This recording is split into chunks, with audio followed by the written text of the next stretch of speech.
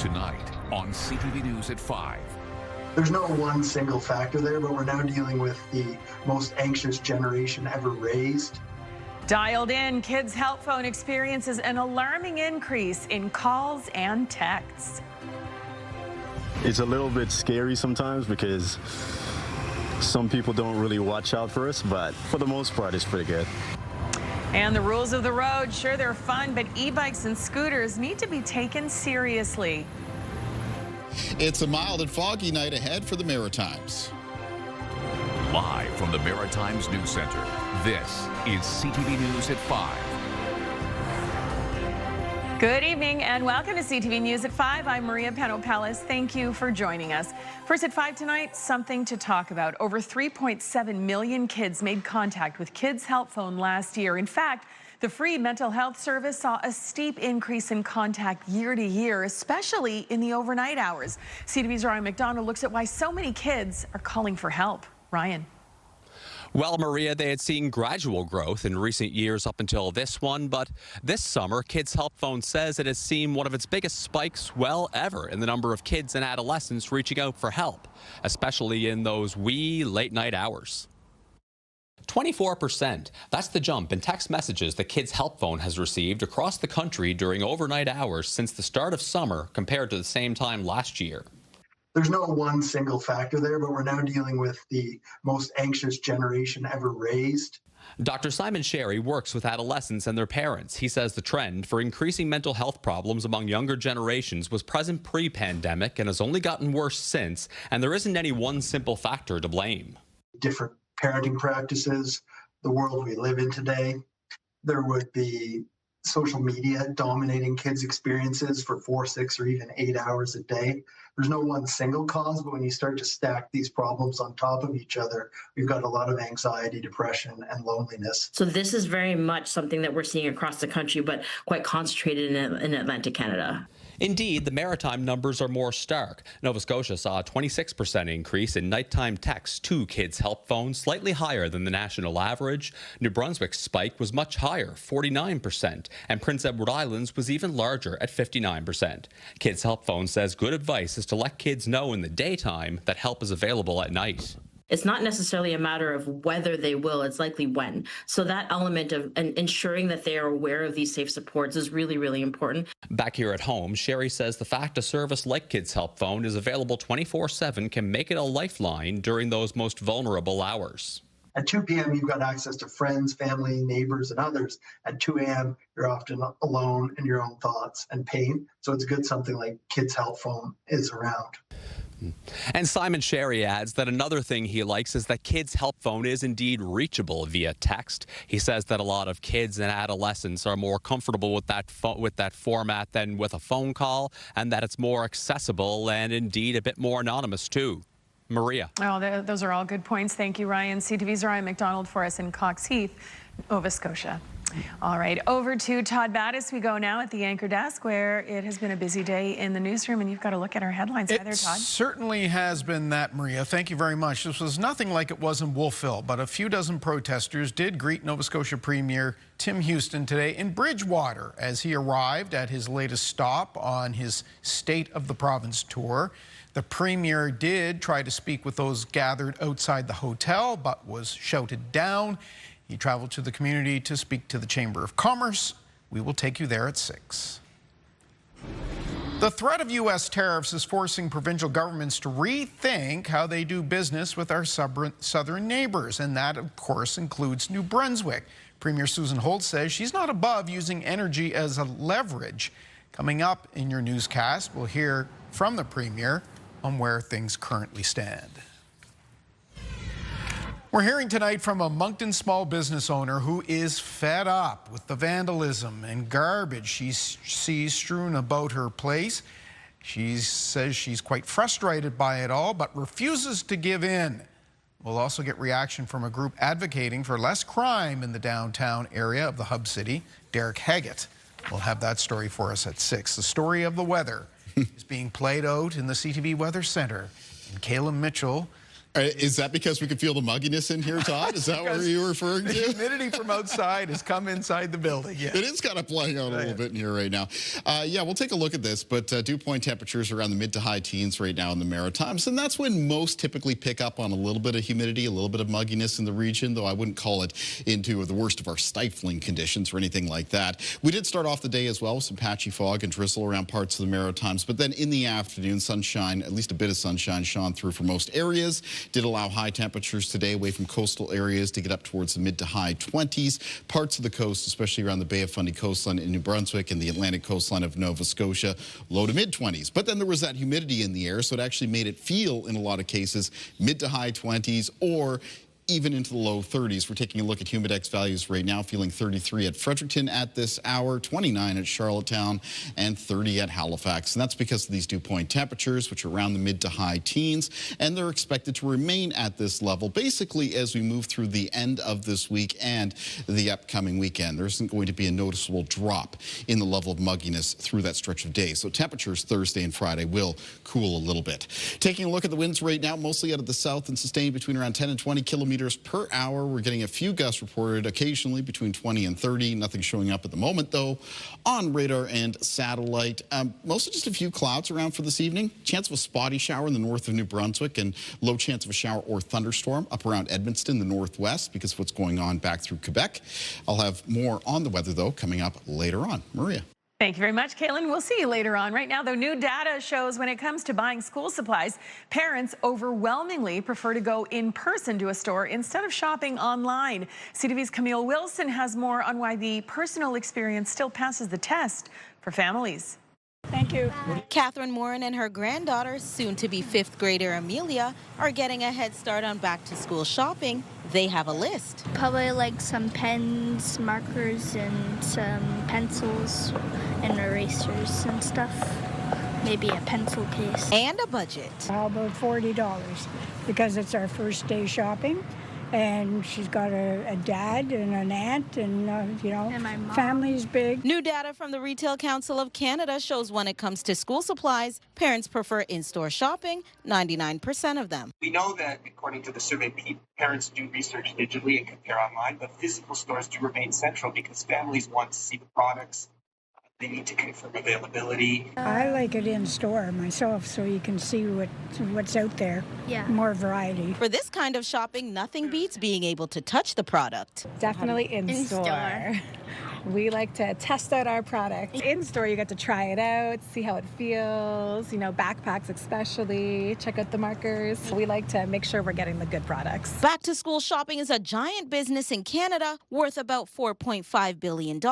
Parents can pay between $600 and $750 a year, including electronics like a computer. The data shows people using digital flyers and online to check reviews and compare prices. I'll go online and get like the inspiration, but then I'll probably go in person as well. Shoppers choosing to wait for promotions, comparing costs, and finding deals. Some things might not be in the budget. Parents are expecting to pay more this year than last year. I would like to watch prices. They do not care about prices. There's school shopping, either, you know, the tools for the classroom or clothes and stuff like that too. So how did Catherine and Amelia do with their $40 budget? Closer to $80. No. The cost is twice as much as we're aiming for. Still, they found what they needed. Camille Wilson, CTV News. That actually brings us to tonight's web poll. This is what we're asking. Do you prefer to buy school supplies online or in person? Your options are online or in person. Go to ctvnewsatlantic.ca to weigh in and, of course, to see the latest results. All right, time for a break. When we come back, though, a special connection. Feels like an honor to be a part of this. A hockey hero's grandson is the first to drive across Gordie Howe International Bridge, crossing into new territory. Next.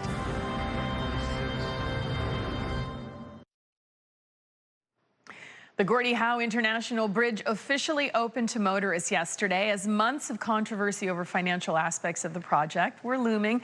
Despite all that, as CTV's Travis Fortnum reports, it was a smooth drive for those who got to lead the way. Thank you. Catherine Morin and her granddaughter, soon to be 5th grader Amelia, are getting a head start on back-to-school shopping. They have a list. Probably like some pens, markers, and some pencils and erasers and stuff. Maybe a pencil case. And a budget. How about $40? Because it's our first day shopping, and she's got a dad. Having a little technical issue there. Here is the story we were telling you about. Before the Gordie Howe International Bridge opened to traffic, one car made a quiet, symbolic drive across. It's an honor to have been the first to cross. Inside were Gordie Howe, the grandson of Mr. Hockey, and his wife, Margaret, making the ceremonial first crossing around 10 to 10 Monday morning. It feels like personally a memory that we will treasure, both of us, something that we'll be able to share with people, and feels like an honor to be a part of this. Not far behind the Howes, the first official commercial truck with Jim Pereira at the wheel. To be able to just get it done was just an emotional release.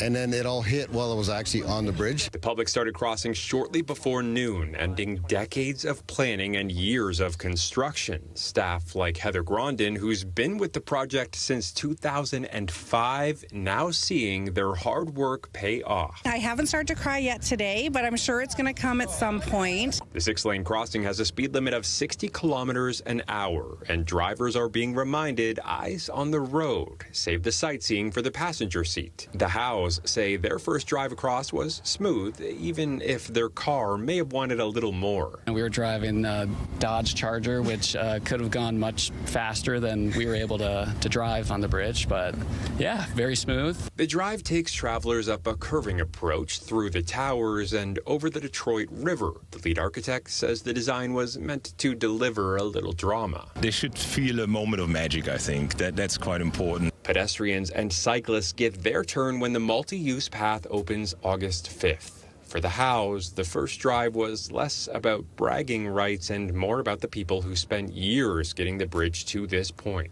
I think what has been the most special thing about today is like seeing the faces of the people who have worked on this project for upwards of 20 years. A bridge bearing a family name, now carrying its first generation of travelers. Travis Fortnum, CTV News. Oh my goodness, what a beautiful, beautiful structure. And Leo, you were telling us in my ear, in the first 12 hours they saw 75,000. 75,000 cars. Yeah. Outstanding That vehicles. bridge is going to get some use, that's for sure. Some serious traffic there for sure. All right, speaking of serious mugginess in the region today. Yeah, humidity certainly become a little bit more noticeable in the Maritimes. It's going to be around this level over the next couple of days. The temperatures do come down a little bit towards the end of the week. We're looking here at the Shubenacadie Canal, and I'll have more on the forecast after the break. Welcome back. Kaylin Mitchell joins us now with a look at how things are shaping up for the week ahead. And Kaylin, as we said, wow, muggy out there today. Yeah, and that's not going to be changing over the next couple of days. Got a beautiful view to show you, though. This is from Victoria, Prince Edward Island. Got a couple park benches there. I'm sure they saw a little bit of use throughout the day on what ended up being a pretty pleasant day for much of Prince Edward Island. Let's take a look at what's going on our weather systems map. Now, barometric pressure has risen just a little bit compared to yesterday. We are still in between a couple of low pressure systems. There is that low still off to the east of us. This is the one that brought in some patchy drizzle to parts of Nova Scotia that lingered not only last night but into this morning, though it did produce a tremendous amount of rain. The rainfall amounts I did receive out of those areas that did see some drizzle ranged from trace up to around a millimeter. That was about it. The next weather system, keeping tabs on, is this low that's making its way through the Great Lakes. And that is stuck in a broad trough or dip in the jet stream right now. But that dip is shifting towards the east, so it's going to bring that low a little bit closer towards us. It's going to increase cloudiness for Thursday and Friday, cooling temperatures as a result. It'll also bring a higher chance of some showers in the Maritimes, but the muggy conditions are going to remain in place. Taking a look at things on radar right now, speaking of showers, low chance of some isolated showers just around northern areas of New Brunswick through this evening and up around Edmonton in the northwest. Well, you can see on the Quebec side of the border, there's some showers and some thunderstorms ongoing, so there is a chance chance that a couple of those could drift towards that part of New Brunswick over the next few hours. As we take a look at our forecast timeline, aside from that chance of a shower or thunderstorm up around Edmundston, the remainder of the night is going to be seeing fog develop for the Maritimes, mostly near and after midnight. Now, the fog is going to be most widespread and thickest around the Bay of Fundy coastline in New Brunswick and around the Atlantic coastline of Nova Scotia. But there will be at least fog patches present for other parts of the region as well to start the day for tomorrow, and that's because of the higher level of humidity in the air. So just be aware that first thing in the morning, there could be some areas of some reduced visibility. Now, moving from the morning into the afternoon, that fog will be dissipating, and then tomorrow afternoon looks very similar to this afternoon, which is a mix of sun and cloud, and temperatures warmest away from some coastal areas where some highs could reach the mid to high 20s. Winds in the forecast for tomorrow around the Maritimes will be mostly out of the south, and they'll be sustained between 10 and 20 kilometers per hour. That southerly flow of air into the region, bringing in some of the muggy conditions up the eastern seaboard of the United States. So low temperatures in the forecast for tonight around the region will be mostly around the low to mid-teens, and again, expecting a fair bit of fog to develop during the overnight hours. And then for tomorrow, high temperatures away from coastal areas, mid to high 20s around the Bay of Fundy coastline in New Brunswick and the Atlantic coastline of Nova Scotia because of the onshore south wind. Most of the high temperatures will be around the low to mid 20s, but again, like today, it'll be feeling mostly into the mid to high 20s even for those areas, talking about humidex values. In the forecast for Thursday, at the approach to that low pressure system, cloud cover increases for all three maritime provinces. There will be isolated showers in both New Brunswick and Nova Scotia and a lower chance of showers for Prince Edward Island. Let's take a look at our weather watcher for tonight. And tonight's weather watcher is coming in from 3-year-old Nora Lowe from Cambridge Narrows, New Brunswick. Nora sent us a drawing of a big rainstorm and some good things to have to deal with a rainstorm, including boots and an umbrella. Thank you, Nora. And weather watchers can come in to CTV Weather Watchers, P.O. Box 1653, Halifax, Nova Scotia, B3J2Z4, or email kaylin.mitchell@bellmedia.ca. Maria. Thank you, Kaylin. So a couple whose relationship has played all the right notes through the years is writing the soundtrack to their life together. Here's CTV's Adam Sawatsky with more on why they are a perfect match. Rather than accordion, Adam Faber was playing piano during the band camp performance that changed his life. Trying to show off as a 15-year-old boy would. But instead of applauding, a 13-year-old girl in the back was heckling him. Play Freebird, or whatever she was hollering at me. She was flautist Sarah Faber, who was struck by Adam's musical talent and multicolored smile. Really, really neon elastic colored braces. And I was like, yeah. That's my guy. That's the guy. Although what they were thinking during their first conversation after that was different. I felt like there was a lot of chemistry and, you know, like violin lines and... I'm out of my league, man. You're just sitting there going, oh my God, a girl. After chatting effortlessly and playing together daily, Sarah and Adam agreed to start dating immediately after band camp. A 25-minute drive when you don't have your license is an eternity away. But despite the distance, the couple kept growing closer and dated consistently from middle school through university. Enough stayed the same, and then what did change changed in a way that both of us were still drawn to. You kind of realize that you don't picture your life with anyone else. So Adam proposed, Sarah said yes, and then they both vowed, I do. I think each of us think the other is the cooler one. After being married for almost 18 years and together for more than 25, now Dr. Sarah works as a neuroscientist, while Adam's hobby is crafting satirical songs like this one about community conflict over pickleball. I wish that there was anything that I could say or do so they keep it down. Well, his lyrics inspire enduring smiles, and her research shows the benefits of music on the aging brain. Adam and Sarah credit their longevity on always playing the soundtrack to their enduring love story together. And every time we play it together, it's just like, oh, I remember that. Yeah, we'll be out on the porch in our rocking chairs, kind of remembering the fun times in the old songs, and maybe playing a few new ones. Adam Sawatsky, CTV News. Sweet story. Thank you, Adam. All right, time for a break. When we come back, we'll review the rules of the road in this story. E-scooters are becoming a bigger part of getting around Halifax, but are riders following the rules? Halifax Police and the Bridge Authority want riders to know the laws and slow down. That story after the break. Welcome back. As more people turn to e-scooters to get around, an important reminder tonight to know the rules of the road. CTV's Jesse Thomas explains not knowing the rules could cost you. They're becoming a more common sight on Halifax streets and trails. And with that growth comes a reminder that e-scooters have rules. Halifax police want riders to understand where they can and cannot go, and other rules around safety gear and speed. They're limited to the roadways with 50-kilometer-hour maximums or less, unless specified by posted signage. Helmets have to be worn at all times. They have to be used in the bike lanes and not on the sidewalk. And they are able to be used on multi-use pathways. Also, some people may not know that kids under the age of 14 are not permitted to use the e-scooters. Halifax Harbour bridges were sounding the alarm last week. They say that cyclists and those on e-scooters using the bridge are traveling way too fast across the shared pathway. They're asking riders to slow down and respect the 25-kilometer-per-hour speed limit.